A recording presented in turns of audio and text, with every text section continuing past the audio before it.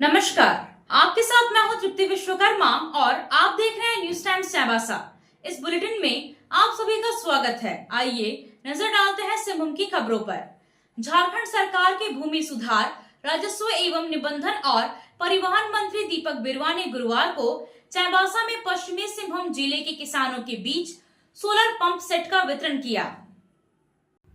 यह pump set जिले के किसानों को 90% अनुदान पर सरकार द्वारा उपलब्ध कराया गया है। आत्मा के द्वारा जिले के योग्य किसानों की सूची बनाई गई थी, जिनके बीच आज अनुदानित सोलर पंप सेट बांटे गए। इस मौके पर मंत्री दीपक बिरुवा ने किसानों से कहा कि हमारा देश कृषि प्रधान होने के बावजूद हम कृषि के क्षेत्र में उन्नत नहीं हो पाए हैं। इसका कारण है कि हमने तकनीक को दूसरे देशों की तुलना में कम अपनाया है।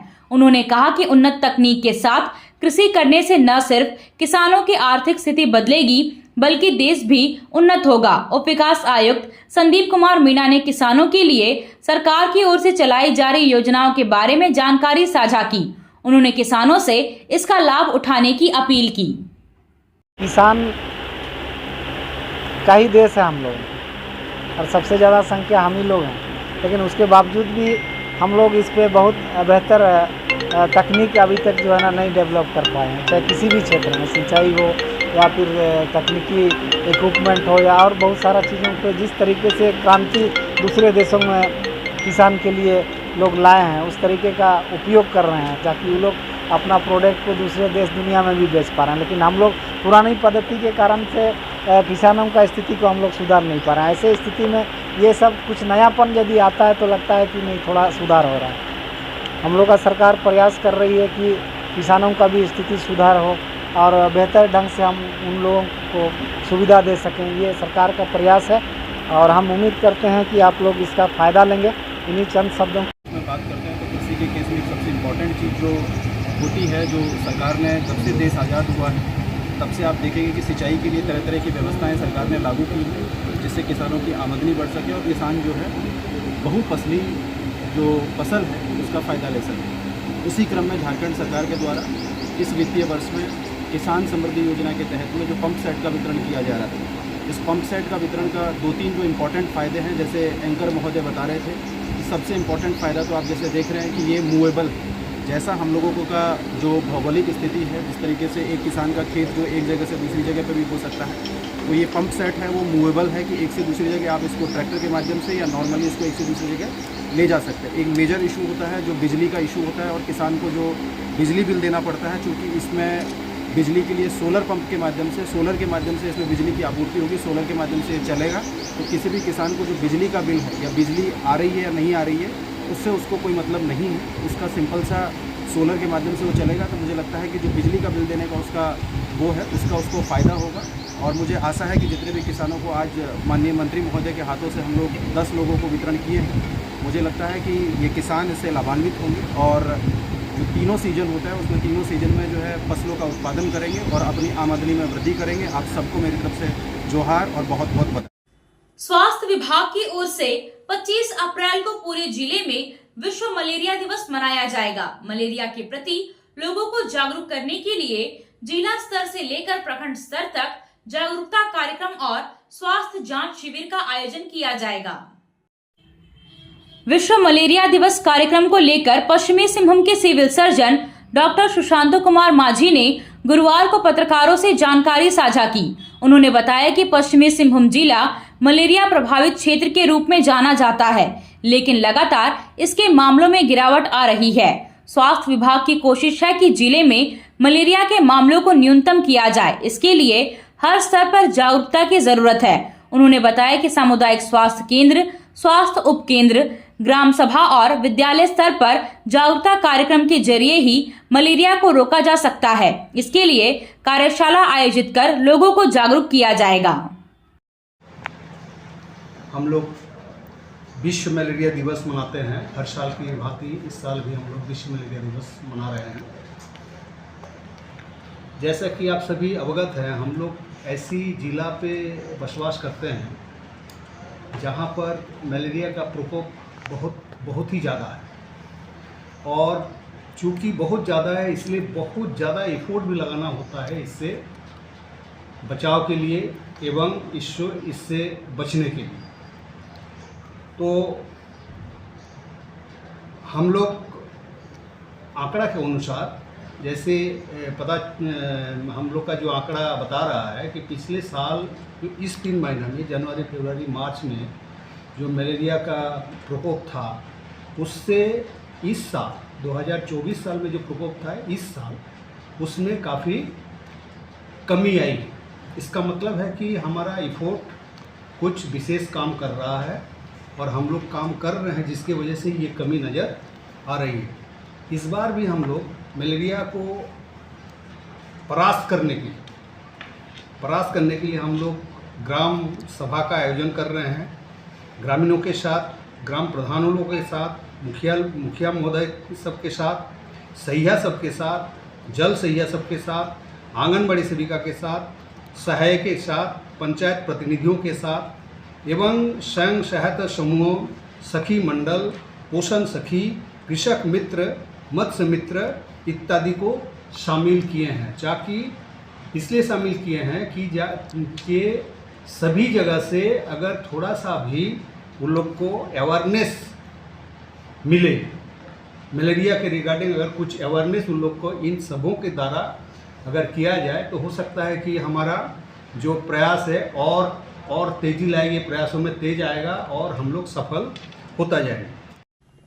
चक्रधरपुर रेल मंडल में बेहतर रेल परिचालन, सुरक्षा और यात्री सुरक्षा सुनिश्चित करने के लिए उन्नत सुरक्षा उपाय लागू किए जा रहे हैं, जिससे कि रेल मंडल में ट्रेनों का परिचालन और यात्रियों की सुरक्षा बेहतर हो सके।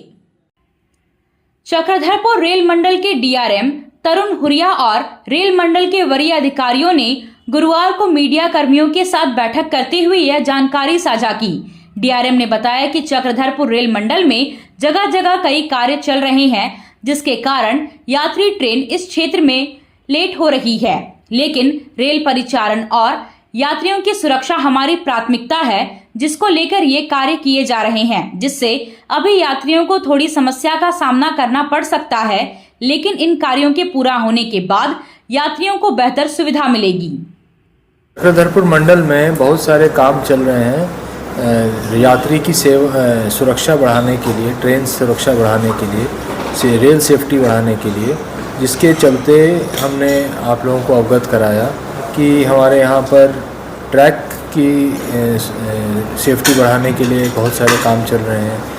सिग्नलिंग की सेफ्टी के लिए बहुत सारे अपग्रेडेशंस हुए हैं, बहुत सारे इम्प्रूवमेंट्स हुए हैं। फिर कोचेस, वैगन्स की सेफ्टी के लिए हम लोगों ने हॉट बॉक्स डिटेक्टर लगाए हैं और भी हम लोगों ने ओडीसी गेज लगाया है। फिर उसके अलावा पुराना जो हमारा बैकलॉग है या जो हमारा मेंटेनेंस है उसको हम लोग इम्प्रूव करने के लिए हम लोग रेगुलर ब्लॉक्स दे रहे हैं, मेगा ब्लॉक्स कर रहे हैं, जिसके चलते कुछ गाड़ियां जो हैं वो रीरूट हो रही हैं, कुछ गाड़ियां शॉर्ट टर्मिनेट हो रही हैं, कुछ गाड़ियां अनफॉर्चुनेटली लेट हो रही हैं।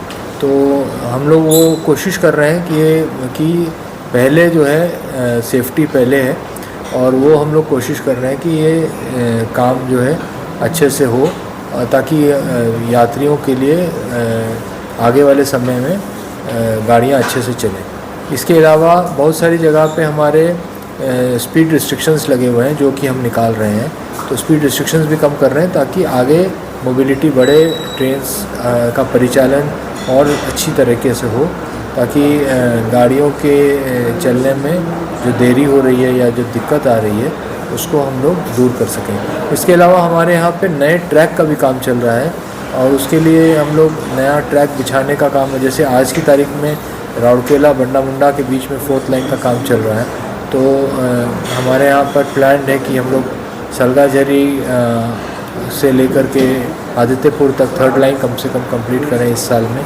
तो इस तरह से हमारे यहाँ पे जो पुराने प्रॉब्लम्स हैं हमारी उनको सॉल्व करें। इसके अलावा हमारे यहाँ पे बहुत सारे नए वर्क्स भी सैंक्शन हैं। 4th लाइन सैंक्शन हो रहा है और ये 3rd और 4th लाइन सैंक्शन हुआ है चांडिल और गमरिया के बीच में फॉर एग्जांपल। तो ये सब करने के लिए भी हम लोग कोशिश कर रहे हैं कि जितनी जल्दी हो सके काम। धन्यवाद। खेल की सामग्री खरीदने के लिए अब चाईबासा से कहीं बाहर जाने की जरूरत नहीं है। आइए अमित स्पोर्ट्स कलेक्शन और खेल से जुड़ा हर सामान खरीद कर ले जाइए। Cricket, football, hockey, volleyball, badminton, तीरंदाजी, कैरम बोर्ड सहित अन्य खेलों का हर सामान अमित स्पोर्ट्स कलेक्शन में उपलब्ध है। जीएमपी चौक पर ही अमित स्पोर्ट्स कलेक्शन का एक और प्रतिष्ठान खुल गया है। जीएमपी चौक पर दोनों प्रतिष्ठानों और एफएस टावर सदर बाजार तीनों ही प्रतिष्ठानों में खेल से जुड़ा हर सामान आपको किफायती कीमत पर मिलेगा। तो यहाँ वहाँ भटकने की जरूरत क्या है? सीधे चले आइए अमित स्पोर्ट्स कलेक्शन और मनपसंद सामान उचित कीमत पर खरीद कर ले जाइए।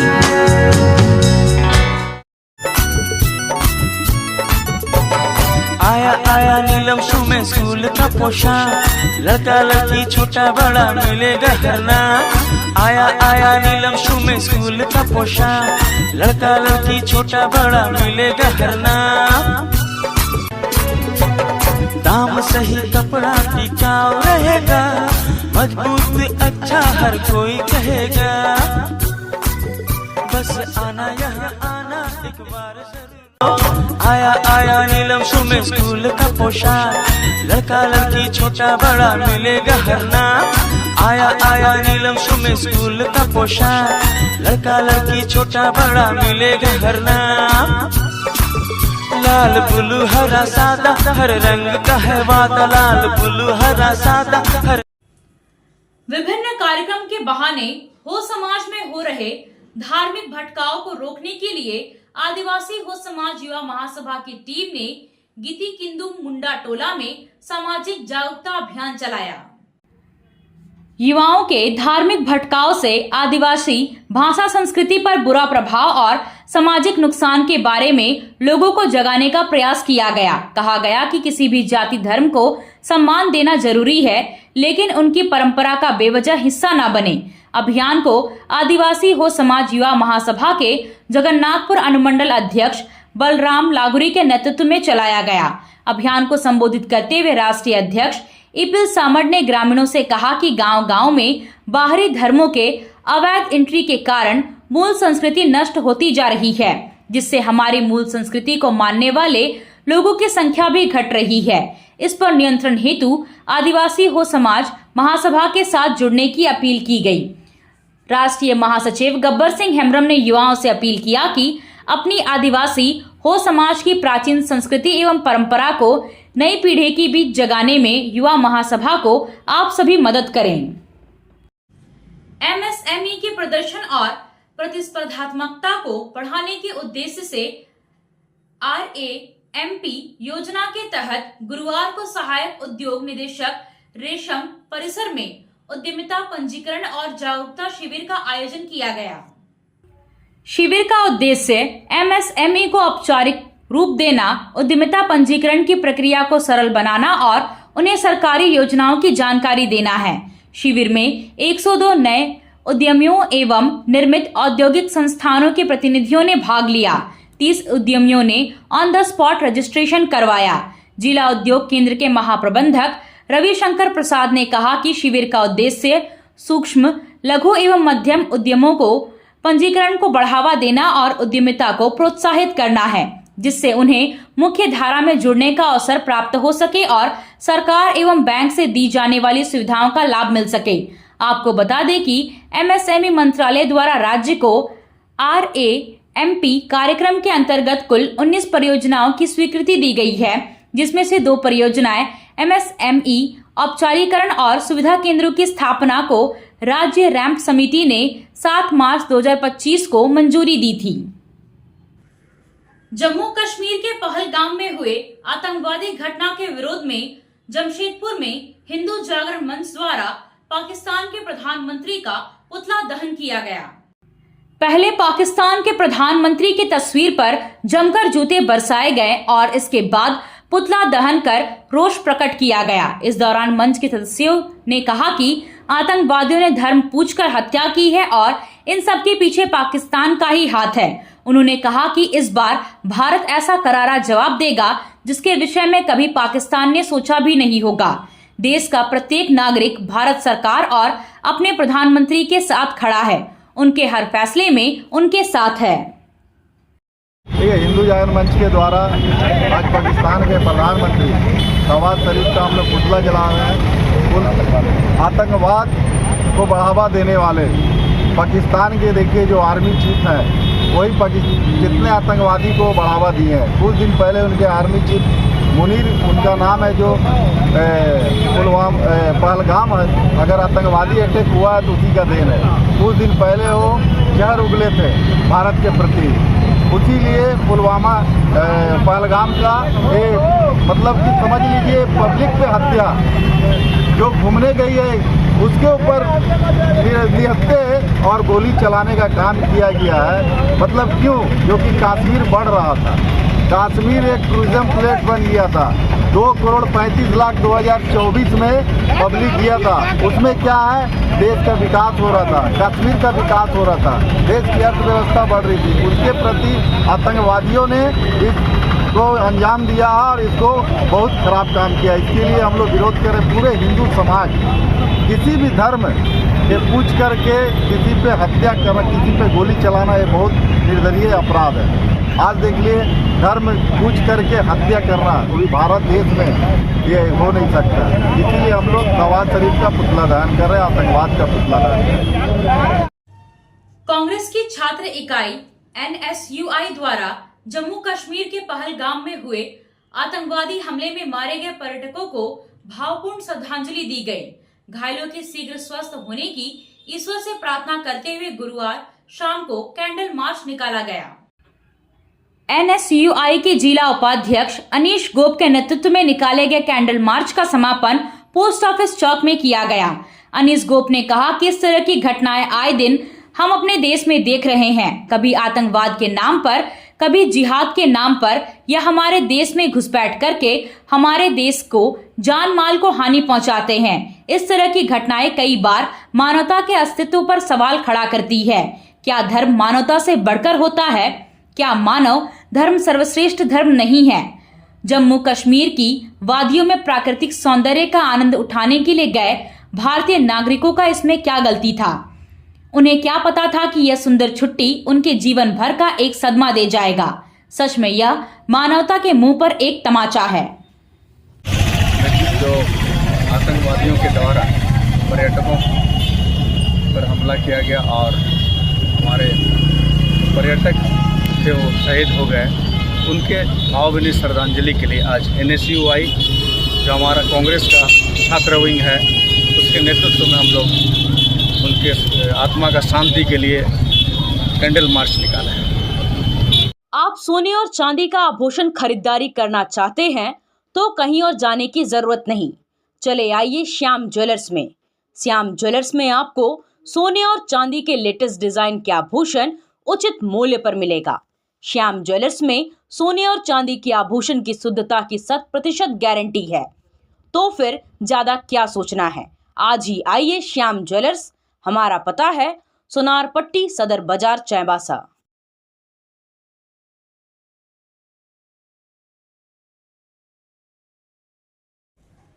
जम्मू कश्मीर के पहलगाम में आतंकी हमले में मारे गए पर्यटकों की आत्मा की शांति के लिए चाईबासा में बजरंग दल दुर्गा वाहिनी द्वारा श्रद्धांजलि कार्यक्रम का आयोजन पोस्ट ऑफिस चौक पर किया गया। इस दौरान संगठन के पदाधिकारियों द्वारा कैंडल जलाकर शहीद हुए लोगों को श्रद्धांजलि दी गई और उनके परिवार के लोगों को शक्ति प्रदान करने के लिए ईश्वर से प्रार्थना की गई।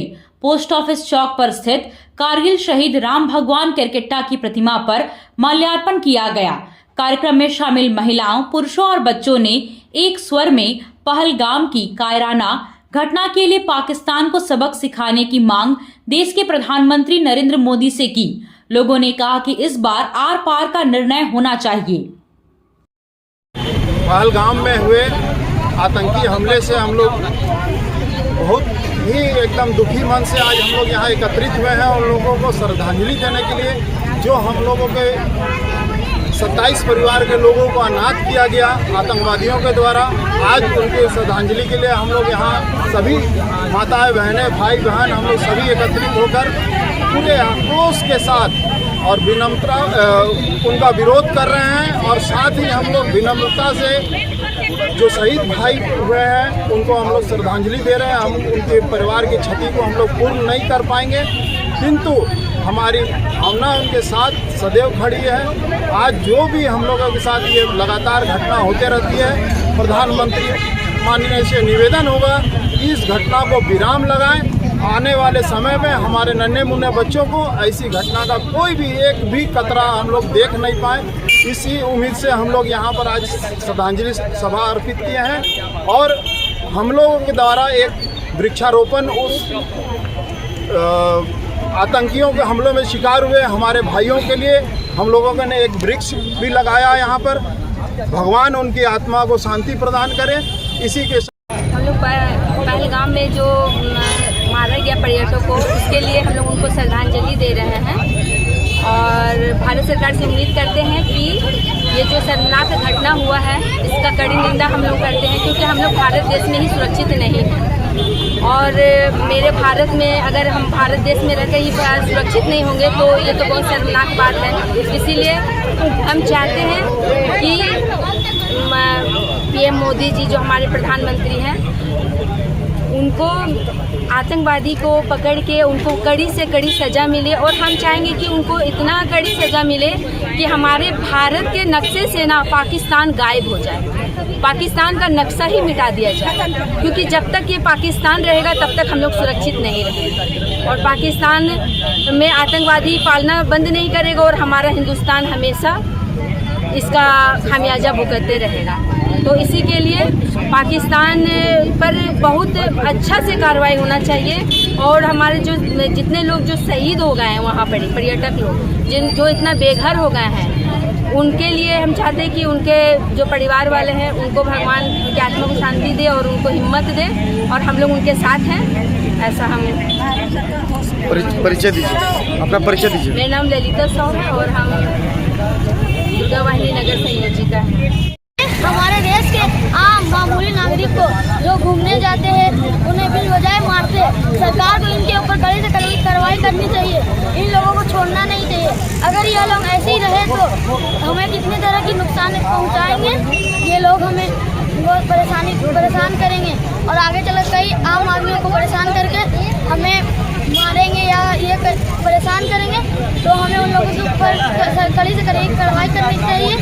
सरकार से निवेदन है कि इन आतंकवादियों को छोड़ना नहीं है और इन्हें चुन कर मारना है। आपसे फिर मुलाकात होगी कुछ नए खबरों के साथ। तब तक बने रहे हमारे चैनल पर। धन्यवाद।